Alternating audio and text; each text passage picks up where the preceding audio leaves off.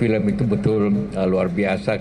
Tapi bagi saya kira ini film itu tidak masih ringan dibanding kenyataan yang ada dewasa ini. Saya bersedih sebetulnya. Rakyat Indonesia terpapar dengan isu pragmatisme. Semua kecurangan dianggap angin lalu karena kerakusan kekuasaan.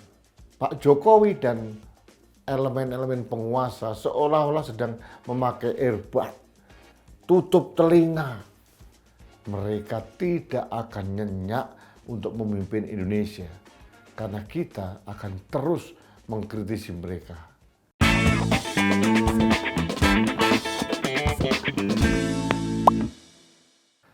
Halo sahabat Main TV, kita bertemu kembali dalam Rudy's Mind. Sahabat Main TV, hari ini saya berpakaian hitam karena saya sedang berduka. Saya sedang bersedih, bukan karena Mas Ganjar Pak Mahfud kalah, tapi saya sedih karena demokrasi kita yang kita perjuangkan dengan susah payah, keringat, darah, mulai era reformasi dimakan oleh monster keserakahan. Itu yang membuat saya sedih. Demokrasi kita dilahap habis. Kita tidak lagi mempunyai panutan etika dan moral karena ditabrak oleh penguasa yang rakus karena kekuasaan. Saya bersedih sebetulnya. Rakyat Indonesia terpapar dengan isu pragmatisme. Tapi itulah capaian-capaian kualitas rakyat kita saat ini. Saya tidak hendak untuk menyalahkan rakyat karena memang kecurangan-kecurangan mulai awal sebelum jauh-jauh hari sebelum Pilpres berlangsung memang sudah terstruktur, sistematis dan masif. Terbuka, telanjang di depan mata kita, dan para penguasa tidak tahu malu.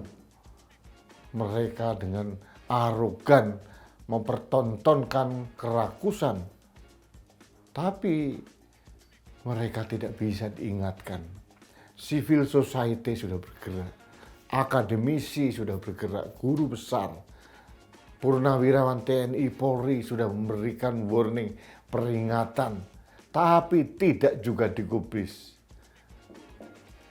Pak Jokowi dan elemen-elemen penguasa seolah-olah sedang memakai earbud, tutup telinga, tidak mau mendengarkan dari suara guru besar, dari purnawirawan TNI Polri yang senior, para guru bangsa, para rohaniawan, budayawan, mahasiswa tidak mau didengarkan sama sekali. Mereka sudah buta karena kekuasaan. Jadi saya berduka karena itu. Karena perjuangan saya bersama teman-teman bukan sekedar untuk memenangkan Pak Ganjar atau Pak Mahfud semata, tapi untuk menyelamatkan demokrasi, untuk menyelamatkan reformasi. Dan ini bisa terwujud kalau Ganjar Mahfud bisa menjadi pemimpin nasional. Meskipun masih dalam hitungan cepat, quick count, saya menduga ribuan, jutaan kecurangan ini tidak akan mempan karena saya tahu KPU, Bawaslu, dan semua aplikasi yang amburadul ini akan disahkan. Semua kecurangan dianggap angin lalu karena kerakusan kekuasaan.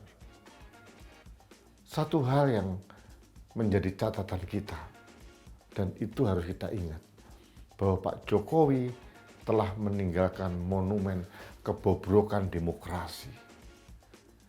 Pak Jokowi tidak akan lagi dikenang sebagai bapak pembangunan yang membuat Indonesia maju. Tidak lagi. Pak Jokowi akan dikenang sebagai perusak demokrasi, perusak konstitusi. Itu yang nyata.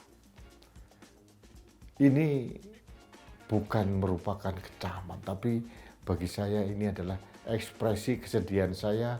Ternyata Tuhan belum berkehendak untuk membantu kita menegakkan keadilan dan integritas sebagai bangsa. Tapi kami tidak menyerah. Kami akan terus berjuang untuk menyelamatkan Indonesia dari monster-monster kerakusan kekuasaan. Mereka tidak akan nyenyak untuk memimpin Indonesia karena kita akan terus mengkritisi mereka. Bukan dengan kekerasan, tapi kami akan melahirkan narasi-narasi yang mengontrol kerakusan mereka karena mereka telah merusak demokrasi yang susah payah kita bangun. Mereka boleh berpesta pora, merayakan kemenangan yang bagi saya tidak masuk akal. Hasil quick count presiden yang sudah beredar sekarang itu merupakan anomali yang sangat parah. Bayangkan, kurang lebih PDI Perjuangan memenangkan 17% sebagai pemenang pemilu. Tapi suara Ganjar di bawah suara PDIP ini kan suatu keanehan yang luar biasa.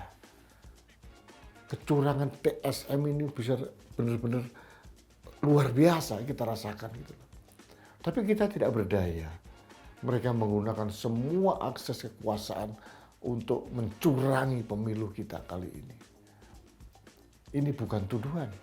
Akhirnya saya bersepakat dengan guru bangsa Bapak Yusuf Kalla bahwa apa yang ditampilkan dalam film The Dirty Vote itu nyata, tapi masih sekitar 25% kecurangan yang nyata.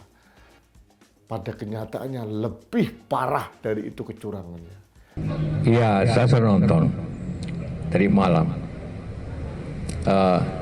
Dan itu film itu betul luar biasa.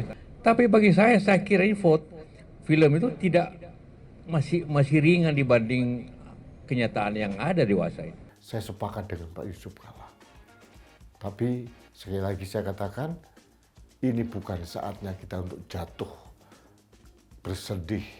Sesaat kita tertunduk, kita harus bangkit lagi untuk menyelamatkan Indonesia dan untuk menyelamatkan masa depan anak cucu kita. Sahabat Main TV, mari berjuang bersama kami. Terima kasih, kita bertemu kembali dalam Rudy's Mind berikutnya. Sampai jumpa.